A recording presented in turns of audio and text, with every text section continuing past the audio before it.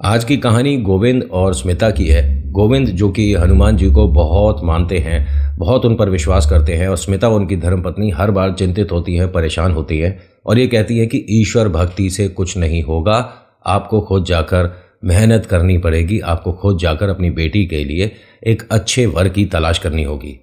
इसके साथ ही सभी सहेलियों की शादी हो चुकी है।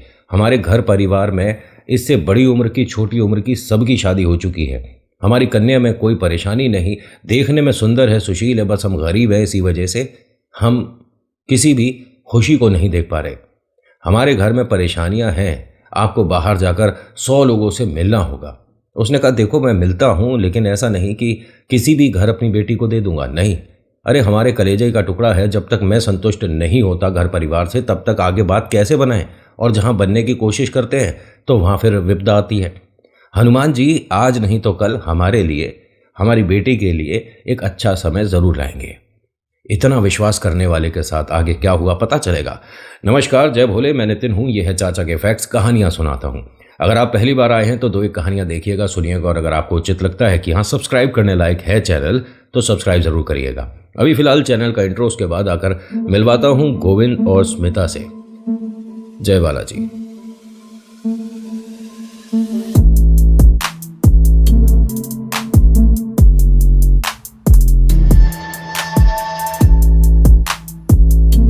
कहानी शुरू करने से पहले आपसे रिक्वेस्ट है कि अगर पसंद आती है तो प्लीज़ लाइक करिएगा, शेयर करिएगा, कमेंट में लिखिएगा जय श्री राम, आपका नाम, आपकी जगह, कहाँ से वीडियो देख रहे हो मुझे ज़रूर बताना।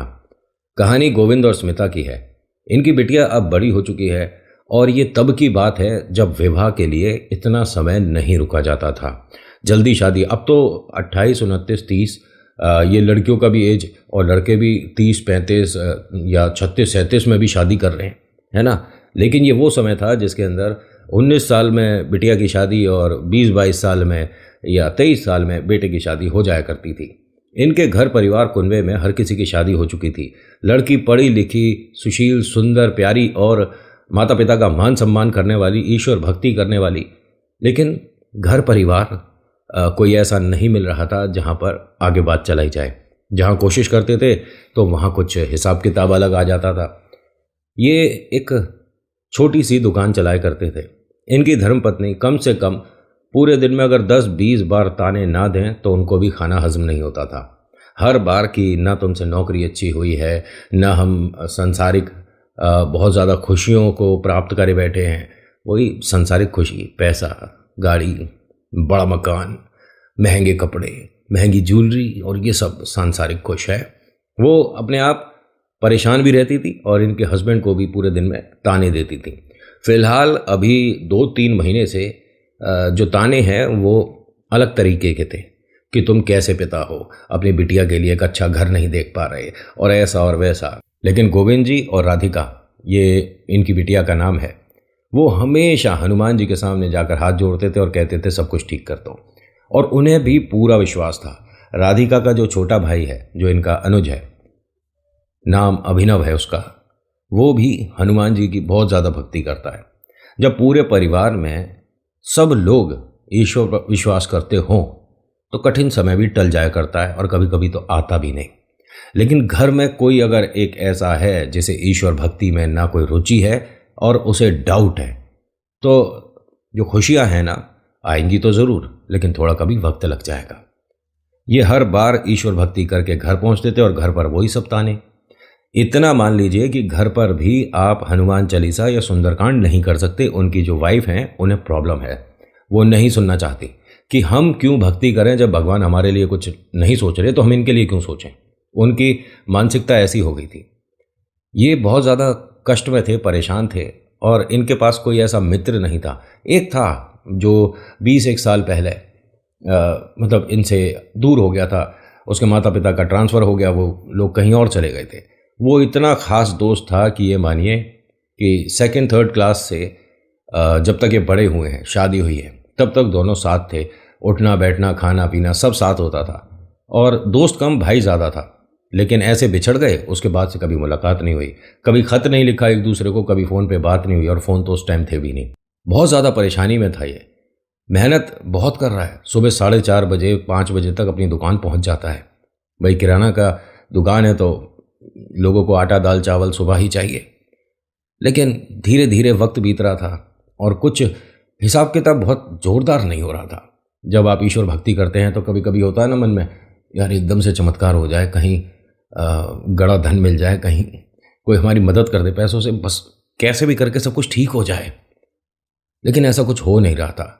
ऐसे में इसका जो विश्वास है वो डगमगाया नहीं, उल्टा धीरे धीरे बढ़ता चला गया। ये अपनी दुकान पे अपने काम पे पहुंचने से पहले हनुमान जी के मंदिर जाता था, हाथ जोड़कर उनके सामने बैठता था और भरी आंखों से बस ये बोलता था कि मैं तो थक चुका हूं, अब बिटिया को आप संभाल लो। मुझसे समझ ही नहीं आ रहा है कि मैं घर पे जो ताने मिलते हैं उनके कैसे जवाब दूं, या मैं जो बाजार में सभी के लोगों के बीच में बैठा हूं आमदनी कुछ ऐसी कर पाऊं जो कि घर पे कुछ खुशियां आ जाएं, कुछ खुशियां जो पैसों से आती हैं। बाबा कुछ तो ठीक कर दो, बाबा बहुत परेशानी में चल रहा हूं और अब ये समय कट नहीं रहा है, बहुत ज़्यादा कठिन समय है।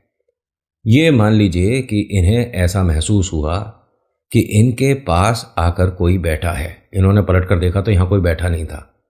लेकिन होता है ना, कभी कभी हमारे मन का वहम होता है। ये वहम नहीं था, ये साक्षात हनुमान जी का ऑरा था जो कि इसे महसूस हुआ था।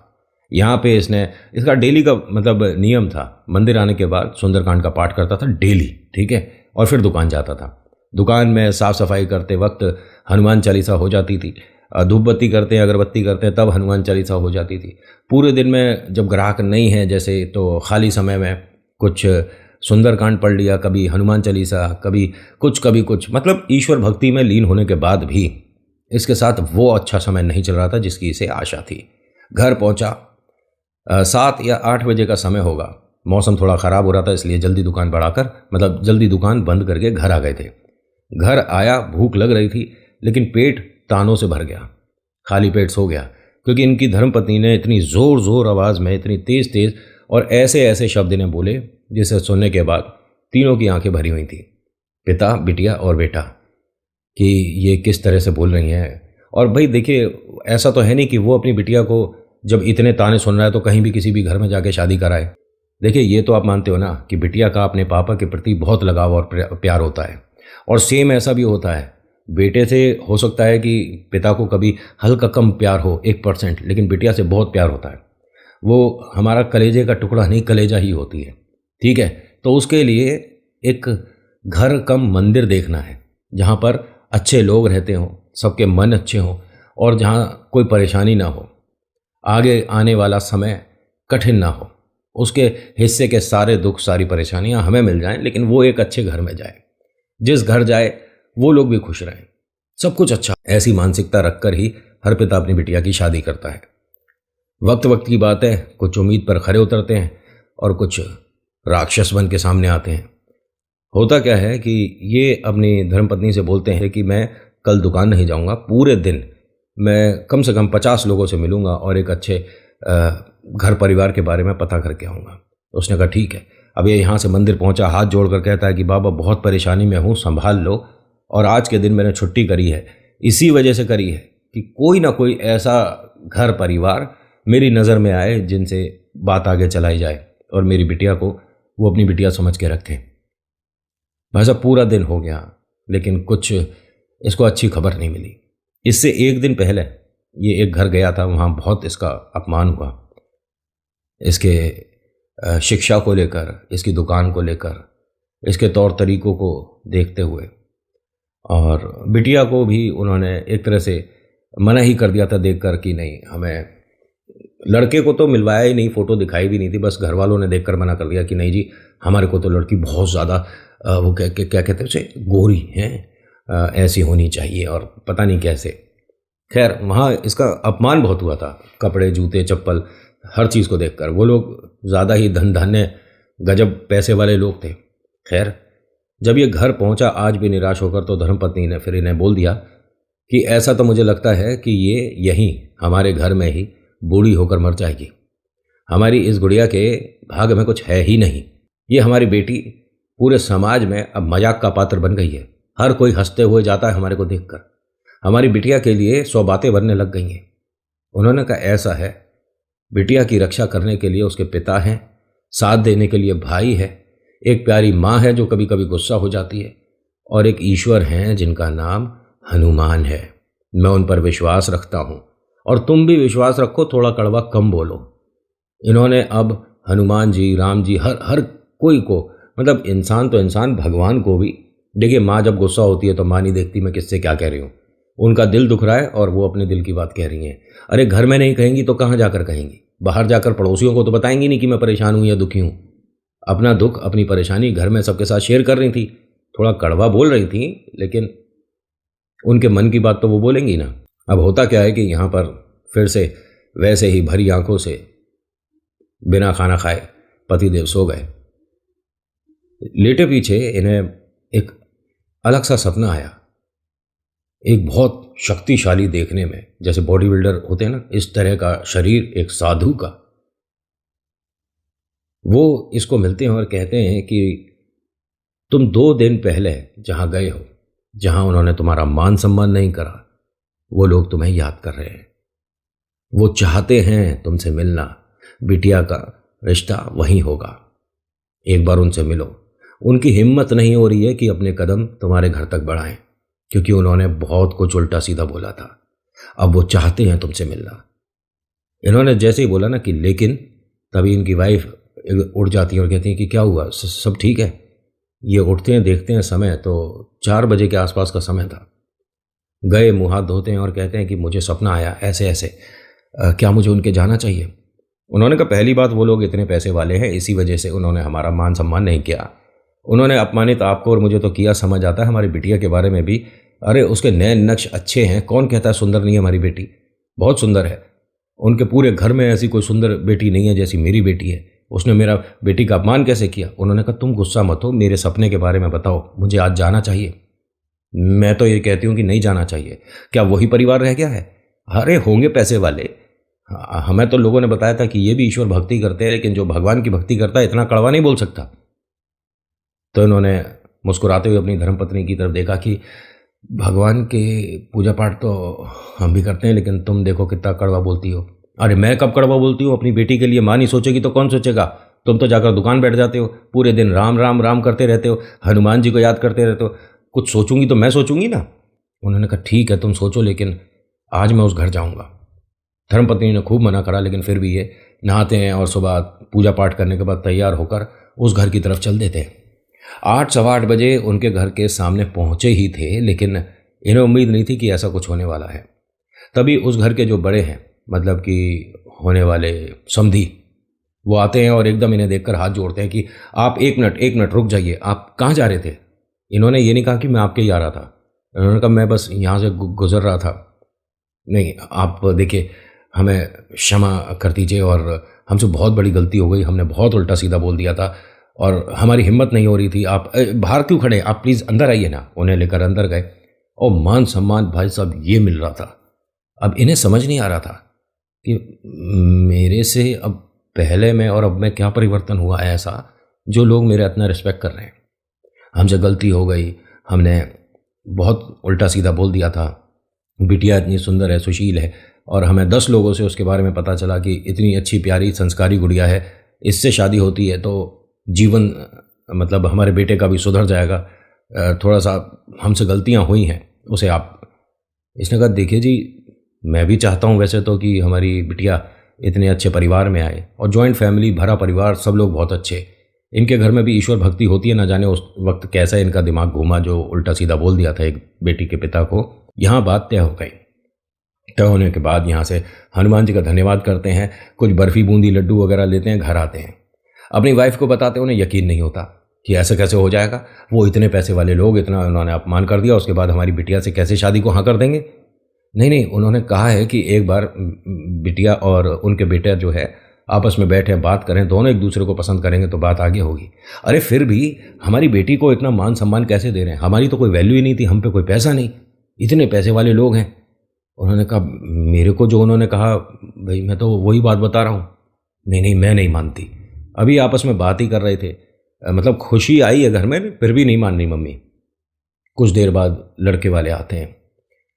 वो जो रीति रिवाज के हिसाब से कुछ मिठाइयाँ, फल वगैरह जो भी चीज़ें होती हैं लेकर आते हैं और हाथ जोड़कर कहते हैं इनकी धर्मपत्नी से कि हमसे गलती हुई, उसको आप अपना बड़ा दिल करके हमें माफ़ करो और क्या हम बात आगे बढ़ा सकते हैं?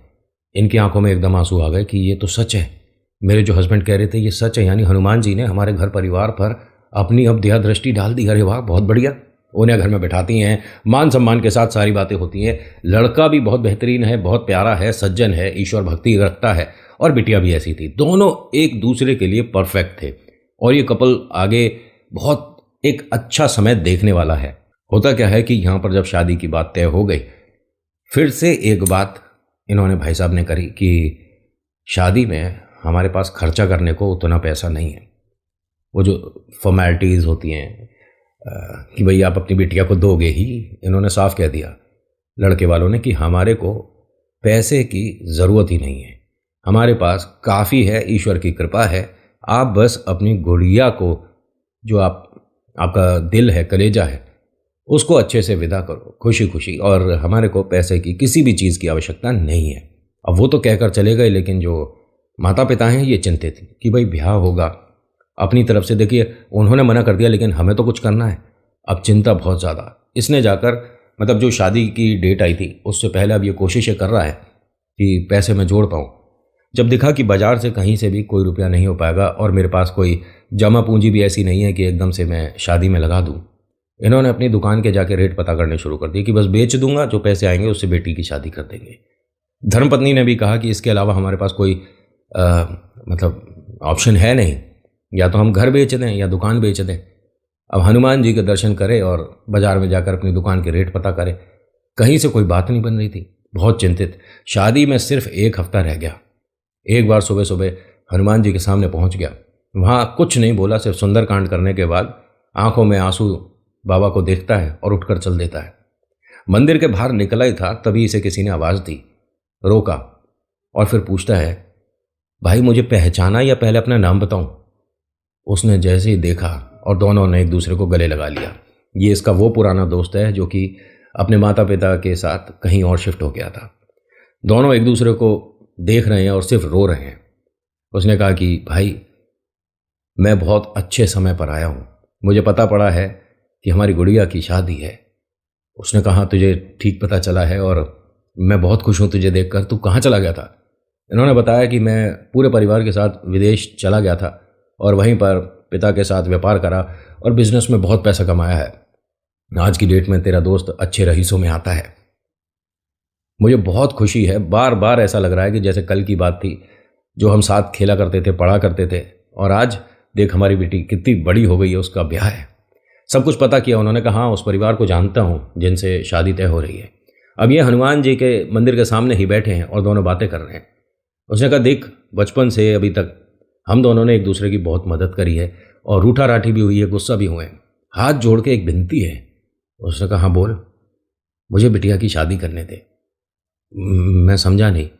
बिटिया की शादी मेरे भाई तय हो चुकी है, उनसे क्या मना कर दूं? नहीं नहीं, शादी वहीं होगी, सारा खर्चा मैं उठाऊंगा। उसने कहा नहीं नहीं, बिटिया का पिता मैं हूँ। कह रहा अच्छा तू पिता है, मैं तेरा भाई नहीं हूँ? मेरी बेटी जैसी नहीं है? भाई मेरे 3 बेटे हैं, मैं सबकी शादी कर चुका हूँ। बस मन में एक आस रह गई कि प्रभु मुझे क्या इस लायक नहीं समझा? क्योंकि कहा जाता है कि ईश्वर भी बेटी उसी घर देते हैं जिस घर की औकात हो उन्हें पालने की।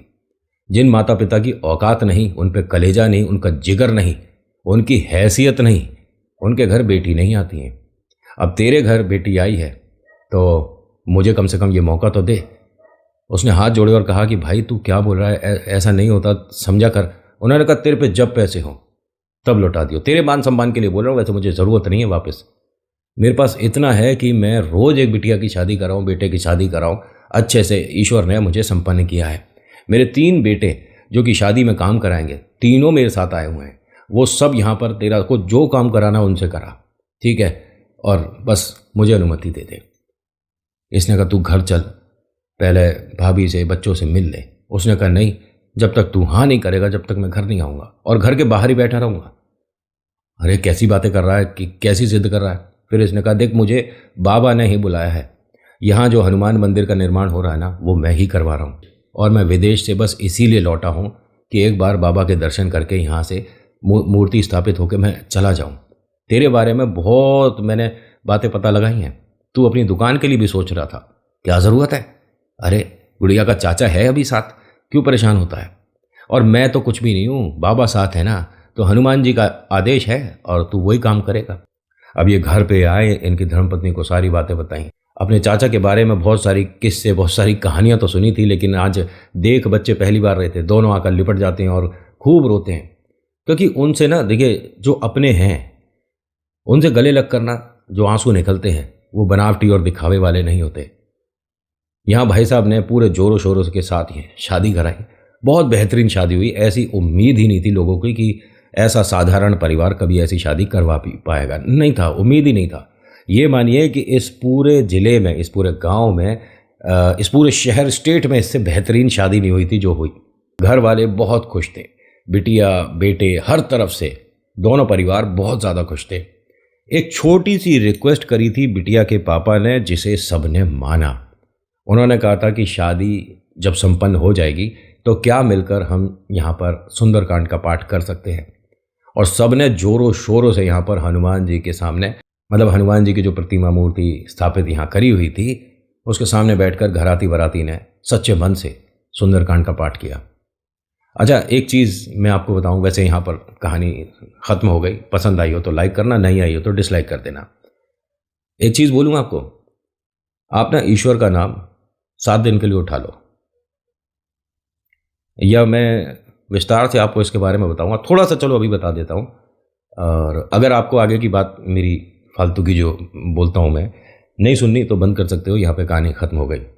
आप लोगों का धन्यवाद। अब बाकी मैं लोगों को बोल रहा हूँ, अगर मन में कोई समस्या चल रही है, कोई डिसीज़न ऐसा है कि जिसकी वजह से आप कंफ्यूज चल रहे हो, जो कि कुछ समय में आपको डिसीज़न लेना ज़रूरी है, या आप कोई कार्य करने की कोशिश कर रहे हो बार बार रुक रहा है, तो ये आपके ऊपर डिपेंड करता है। 3, 7, 11, 3 दिन, 7 दिन, 11 दिन हनुमान जी की मूर्ति के सामने बैठकर प्रण कर लो कि 3 दिन में, पूरे दिन में 4-4 बार, 2-2 बार हनुमान चालीसा करूँगा। 3 दिन या 7 दिन या 11 दिन, जैसा आपको सही लगता है, जैसा आप कंफर्टेबल होते हो।